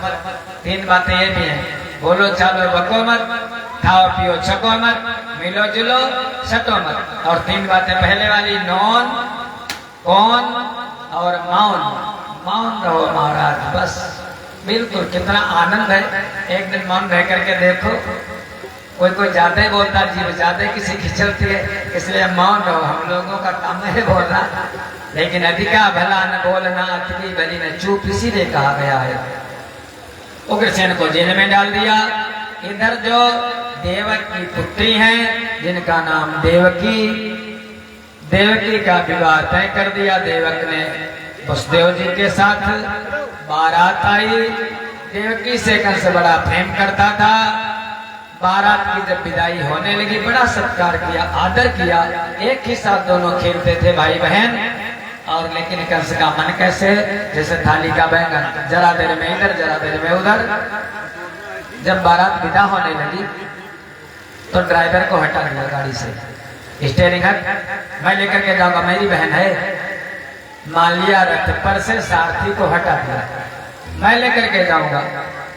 और जब ड्राइवर दुष्ट होता है, सारथी दुष्ट होता है, मान लिया ड्राइवर आपका है और ड्राइवर वो कहीं मान लिया कुछ पी ले, नशा कर ले, तो आपकी गाड़ी का फिर क्या हाल होगा महाराज। वही कंस का हाल है। सारथी बन करके बैठा, बड़े प्रेम से लिए जा रहा था, और अचानक रास्ते में ही आकाशवाणी हुई, अरे हे कंस, जिस बहन को बड़ी प्रेम से तू लिए जा रहा है, पथिम प्रग्रहणम कंसम आभासः शरीरवात् अस्यात् अष्टमो गर्भो हंताया बासे बुधा। इसका जो 8वां बेटा होगा, अरे कंस वही तेरा काल होगा। कंस ने कहा अच्छा, ये आकाशवाणी माने सत्य है। उसी समय जो लगाम हाथों में थी, लगाम छूट गई और लगाम वाले हाथ में आ गए देवकी के बाल, केसों को पकड़ लिया, तलवार निकाल ली। जो जड़ ही को मिटा दूंगा तो होगी डाल फिर कैसे, न होगी देवकी ही जब तो होगा लाल, फिर कैसे मार डालूंगा भी। वसुदेव जी ने सोचा लड़ करके नहीं जीतूंगा, साम दाम दंड भेद। कहने लगे राजन सामने इतना ही। अरे राजन पहली तो बात स्त्री, दूसरी बात तुम्हारी बहन, और तीसरी बात अभी विवाह करके जा रही है। अरे इस पर हाथ उठाना, तुम तो इतने बलवान हो, शोभा नहीं देता आपको, लोग क्या कहेंगे। वसुदेव जी धर्मवान थे, कंस का मन बदल गया, छोड़ दिया देवकी को। ठीक है बहनों साहब, वसुदेव जी ने कहा मैं संकल्प लेता हूँ, मेरे जितने भी बालक होंगे मैं जाकर के तुमको समर्पित कर दूंगा। रथ वापस ले आया, महलों में महाराज रख दिया बहन बहनों को। पहला बेटा उत्पन्न हुआ, वसुदेव देवकी का नाम रखा कीर्तिमंत। कीर्तिमंतम सुसेनम चा भद्रसेनम उदारथी ऋजु संवर्धनम यस्य। कीर्तिमंत पहला बेटा लेकर के आए वसुदेव जी। जब लेकर के आए कंस ने कहा भैया बहनोई साहब इससे हमें कोई भय नहीं है, इसको लेकर के जाओ, ये हमारा क्या करेगा। जब 8वां हो तो ले आना। नारद जी आ गए, तुरंत सोचने लगे अगर ज्यादा ये रहम करेगा तो पाप का घड़ा देर में भरेगा, भगवान देर जल्दी प्रकट नहीं होंगे, पापी को जल्दी ही यहाँ से मरना चाहिए। नारद जी आके लगे राजन ये कमल का फूल देखो, इसमें 8 पंखुड़ियां हैं, इसको गिनो। कंस गिनने लगा, कहने लगे राजन जो पहली है वही 8वीं, जो 8वीं है वही पहली। कंस ने कहा बात तो ठीक है, कहने लगे फिर छोड़ना ठीक नहीं, तुमको मालूम नहीं ये जो तुम तो कालनेमी हो, तुम तो जानते ही हो, और वसुदेव देव की ये भी देवता है, नंद यशोदा वो भी देवता है, ये सब देवता बन करके तुम्हारे मारने का चक्रव्यूह करने वाले हैं। ठीक नहीं, अभी तक जेल में बंद नहीं किया था, तुरंत कीर्तिमंत को छीन लिया, छीन करके सिरा पर पटक दिया, वसुदेव और देवकी को कारागार में डाल दिया, बंदी बना दिया। वैसे उसके बाद कीर्तिमंत, सुसेन, भद्रसेन, उदारथी, ऋजु, संवर्धन 6। हतेषु शतबालेषु देवक्या अग्रसेनिना। कंस ने 6 बालों का वध कर दिया। अब उन परमात्मा ने विचार किया समय तो आ गया है, योग माया का आवाहन किया। ऐसा कर योग माया गच्छ देवी ब्रजम भद्रे गोप गोभिर अलंकृतम रोहिणी वसुदेवस्य भार्यास्ते नंद गोकुले। वसुदेव जी की एक पत्नी गोकुल में रहती है जिनका नाम रोहिणी। रोहिणी के गर्भ में इन देवकी का जो 7वां गर्भ है ये संकर्षण विद्या के द्वारा वहां पर स्थापित कर दिया। भगवान की योग माया ने वैसा ही किया। कंस आया बंदी गृह में, 1000 फन वाला सांप दिखाई दिया। कंस भयभीत हो गया और डर करके वापस हो लिया। बाद में सैनिकों ने कहा राजन देवकी का जो 7वां गर्भ था अस्खलित हो गया, गर्भ गिर गया। कंस ने कहा चलो ठीक है हुआ, मारना भी नहीं पड़ा, सांप भी मर गया, लाठी भी नहीं टूटी, कोई बात नहीं। अब भगवान ने अपनी योग माया को बुलाया फिर से। योग माया ऐसा कर तो गोकुल में चली जा और बाबा नंद के घर में छोटी सी बालिका बनकर के प्रकट हो जा, और मैं इधर इस कंस के बंदी गृह में वसुदेव देवकी के यहाँ प्रकट हो जाऊंगा। वसुदेव जी लेकर के जाएंगे हमको, तो वहां से चली आना, और तुम हमारी बहन बन करके आओगी तो योग माया तुम्हारी कलयुग में पूजा होगी। क्योंकि उसके बाद जब कंस तुमको पटकना चाहेगा तुम उसके हाथ से छूट जाना, और विंध्याचल पर्वत पर जाकर के तुम्हारा निवास होगा, और वहीं पर दुर्गेति भद्रकालेति विजया वैष्णवी दिशा कुमुदा चंडिका कृष्णा माधवी कन्यकेति चा। तुम्हारी पूजा होगी। योग माया ने कहा ठीक है प्रभु। योग माया जाकर के बाबा नंद के घर में गोकुल में जन्म लेती है, और इधर वो भगवान जो मन बुद्धि वाणी से परे हैं, अपने भक्तों को सुख देने के लिए भगवान अपि विश्वात्मा भक्ता नाम भयंकर आवेशान भागेन मन आनक दुंदुबे। प्रकट कहाँ हुए हैं? मथुरा के बंदी गृह में वसुदेव जी के मन में प्रकट हो गए भगवान। जब वसुदेव जी के मन में भगवान आ गए, वसुदेव जी का शरीर दिव्य हो गया, प्रकाशमय हो गया, और माता देवकी ने उसी समय उस तेज को वसुदेव जी के ग्रहण कर लिया, और उसी से भगवान माता देवकी के शरीर में प्रविष्ट कर गए। दर्शन पहले किया वसुदेव जी ने प्रकाश में स्वरूप भगवान का। देवकी के तेज से बंदी गृह जगमगाने लगा। कंस ने देखा, वो जान गया था, वो तो ख्याल नहीं था, उसको मालूम हो गया था विष्णु आ गए हैं। आया जेल में, देखा प्रकाश ही प्रकाश भरा पड़ा है। चाहता तो देवकी को मार सकता था, लेकिन कंस ने जानबूझ करके छोड़ दिया। उसने सोचा पहले देवकी ऐसी नहीं थी, आज इतनी सुंदर हो गई है, लेकिन अगर मारूंगा तो लोग क्या कहेंगे?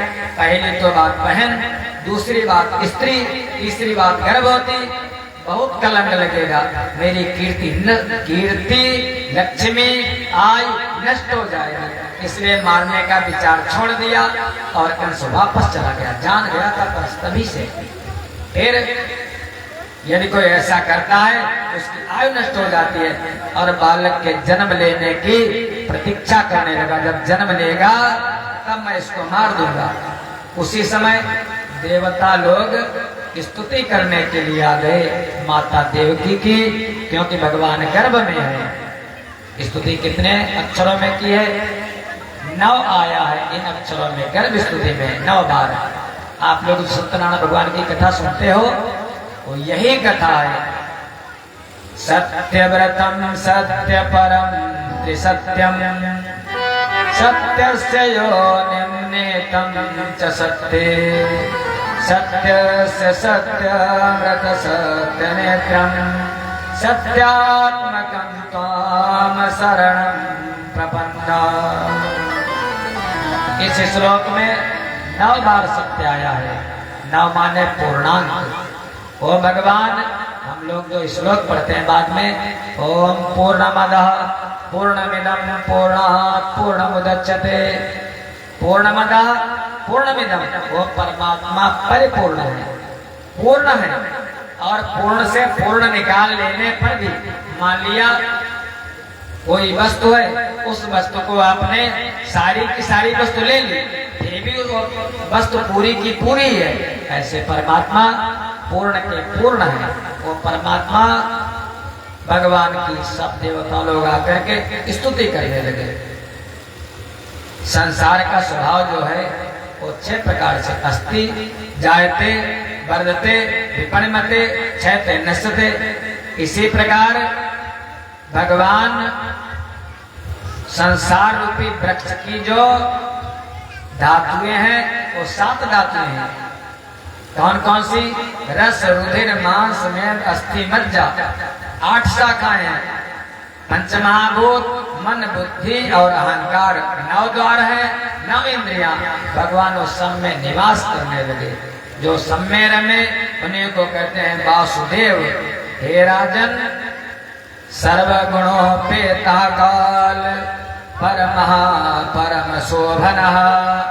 काल एकदम सुंदर हो गया। पता चला कि हमारे स्वामी आने वाले हैं। जब कोई बड़ा आदमी आता है, कोई ऑफिसर आता है, कोई बड़ा नेता आता है, तो हम लोग उसका कितना आदर करते हैं। और वो तो सारे जगत के परमात्मा है। भगवान के अवतार के समय सारी समष्टि की शुद्धि हो गई। 9 द्रव्य माने जाते हैं। 9 द्रव्य शुद्ध हो गए। कौन? काल, दिशा, पृथ्वी, जल, अग्नि, वायु, आकाश, मन और आत्मा। पहली बात, भगवान काल से परे हैं। काल रुक गया, क्योंकि ठीक 12 बजे भगवान ने जब जन्म लिया, वसुदेव जी वहां बाबा नंद के घर भी छोड़ करके आ गए, कन्या को भी लेकर के आ गए, लेकिन ठीक 12 बजे है, अब भी दिन मान के हिसाब से तो काल अपनी जगह रुक गया।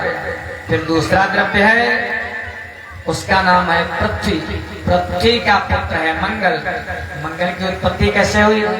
एक बार भोले बाबा जब माता सती को लेकर के इधर उधर भटक रहे थे, उसके बाद जब सती का शरीर शांत हो गया, भोले बाबा ने समाधि लगा दी। अचानक भोले बाबा की जब समाधि टूटी तो भोले बाबा के मस्तक से पसीना की बूंद गिरी। जैसे पसीने के बूंद गिरी, एक पृथ्वी पर बूंद गिरी। पृथ्वी माँ ने उस बूंद को धारण कर लिया, उसी से एक सुंदर लाल रंग का बालक उत्पन्न हो गया। उसका नाम रखा, भूमि ने उसको धारण किया, इसलिए नाम रखा भौम। भौम माने मंगल। भगवान भोले बाबा प्रकट हो गए और मंगल को आशीर्वाद दिया। मंगल काशी में जाकर के तपस्या करने लगा और तभी से उसको ग्रहों में स्थान मिला। पृथ्वी का बेटा मंगल, जहाँ पर मंगल होता है वहीं पर मंगल होता है। पृथ्वी अपने पुत्र मंगल को लेकर के मंगल गान करने लगी। जल निर्मल हो गया, यमुना के किनारे लीला करेंगे, काली राह में प्रवेश करेंगे। इसलिए रात्रि के समय कमल के पुष्प खिल गए भगवान के जन्म के समय। वैसे तो कमल दिन में खिलता है और कुमुदिनी माने गुजरी, गुजरी रात्रि में खिलती है, लेकिन उस समय रात्रि के समय कमल खिल गए। फिर अग्नि ने सोचा, कंस के भय से यज्ञ बंद हो गए थे। रात्रि के समय 11 बजे से ही यज्ञ कुंडों की अग्नि अपने आप ऑटोमेटिक जल गई। उस समय वायु ने सोचा, हवा ने सोचा, रामावतार में तो मेरे बेटे ने सेवा की थी, हनुमान जी ने, इस अवतार में मैं सेवा करूंगी। बढ़िया सुगंधित वायु, ऑक्सीजन बहने लगी। महाराज, ऑक्सीजन की जब कमी हो जाती है तो कोरोना काल की याद करो। शीतल मंद सुरभि बाऊ, हर्षित सब संतन मन चाऊ। और उसी समय आकाश वैसे तो बादल घिरे थे, लेकिन स्वामी का आगमन सुन करके सारा आकाश दिव्य हो गया। दिव्य नक्षत्र निकल आए अपने स्वामी को आने को सोच करके। जैसे हम लोग अच्छे अच्छे वस्त्र पहन लेते हैं, आकाश दिव्य हो गया। फिर मन अपनी 10 इंद्रियों को, मन की पत्नी 10 इंद्रियां हमारी, अपनी 10 पत्नियों को लेकर के और उनके बच्चे, इंद्रियों के जो महाराज 10 बच्चे, शब्द स्पर्श रूप रसगंध, वो भी मन अपनी इंद्रियों के सहित उनके बच्चों के से शांत हो गया। नवा आत्मा माने भाद्रपद का महीना, भद्र कहते हैं, भद्र माने शांत। जब हमारे पंडित जी स्वस्तिवाचन करते हैं तो क्या कहते हैं? ओम भद्रम कर्णे शृणुयाम देवा, भद्रम पश्येमाक्षभिर्यत्राः। भद्र माने शांत। तो सारी दिशाएं, सारे वन, सारे पर्वत, सारे ग्रह अपनी जगह पे शांत हो गए। और उसी समय यतियों का संध्या काल, संतों का संध्या काल, रात्रि के 2 भागों की संधि। दिन मान के लोगों ने पूछा, उस समय घड़ी नहीं होती थी, तो शास्त्र कहता है दिन मान के हिसाब से रात्रि का संध्या काल है। ठीक 12 बजे है रात्रि के, अर्धरात्रि के समय। और अज्ञान के अंधकार में प्रकाश रूप परमात्मा अवन माने पृथ्वी पर भगवान प्रकट होते हैं। सत को देखो 3 बातें, सत, चित, आनंद। सत माने जब सत को धारण करके आते हैं तो आवेश का अवतार, दुष्टों का नाश करने के लिए, जैसे नरसिंह, जैसे बाराह, जैसे परशुराम। फिर जब चित्त को धारण करके आते हैं तो ज्ञान देने के लिए, जैसे नारद, जैसे व्यास जी, जैसे दत्तात्रेय। और जब सत, चित, आनंद तीनों को धारण करके आते हैं तब राम जी और भगवान श्री कृष्ण जी के पूर्णावतार माने जाते हैं। इसीलिए कहते हैं सच्चिदानंद रूपाय भगवान भोलेनाथ नाथ ने भी कहा है, राम सच्चिदानंद दिनेशा, अपनी सारी शक्तियों के सहित वही भगवान भाद्रपद का महीना थी अर्ध निषाधन घोर घटा, बूंदों की तनिक रिमझिमी थी, श्रोताओं व संसार पूज भादों की कृष्ण अष्टमी थी।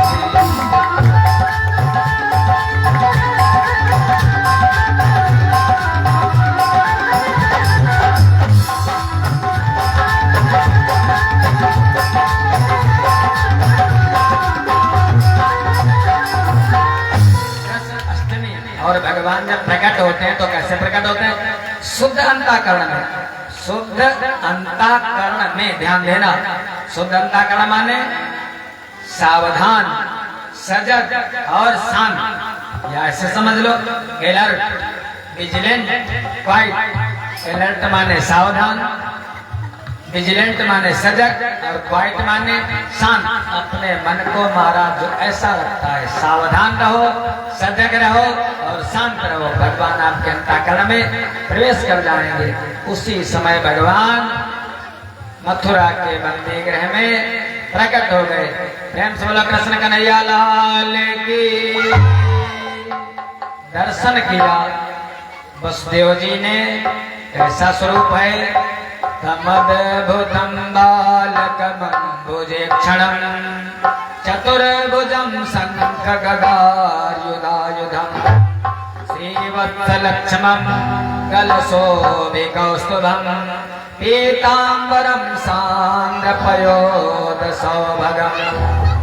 वसुदेव जी ने बालक के रूप में भगवान का दर्शन किया, हाथ जोड़ करके प्रणाम करने लगे। फिर देवकी ने देखा मेरे पुत्र में तो प्रभु के लक्षण है। देवकी माता का सब भय खत्म हो गया। बोली प्रभु अपने इस रूप को देख करके अब मैं डर नहीं रही हूँ, हमारा सर डर खत्म हो गया। भगवान कहने लगे हे मैया, देख कर तुम्हारा घोर त्याग मैं भी क्या जग चकराया है। अब भय न करो मोहन खुद तो सेवा करने को आया है।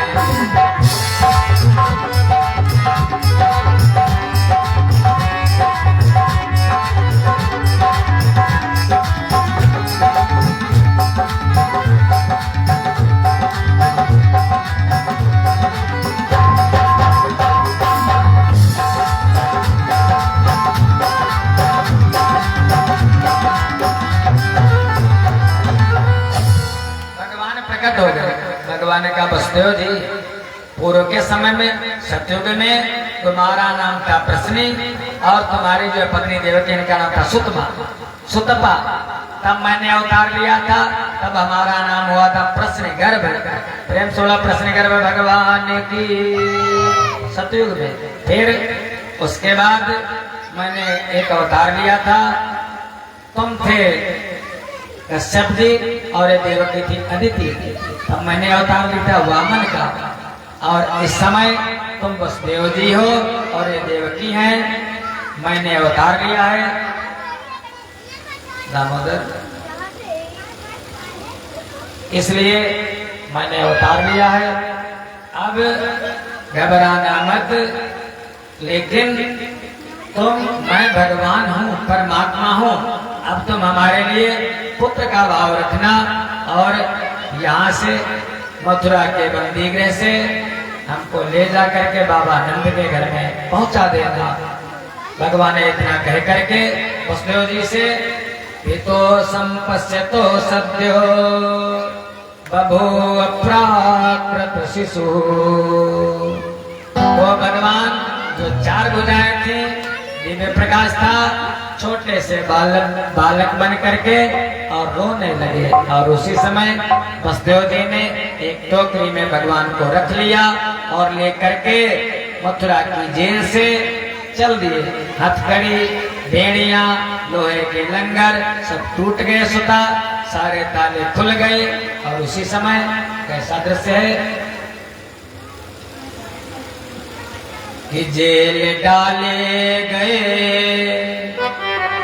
टूटे ताले गए, जेल डाले गए, टूटे ताले गए। उस पहर सो सभी पहरे वाले गए।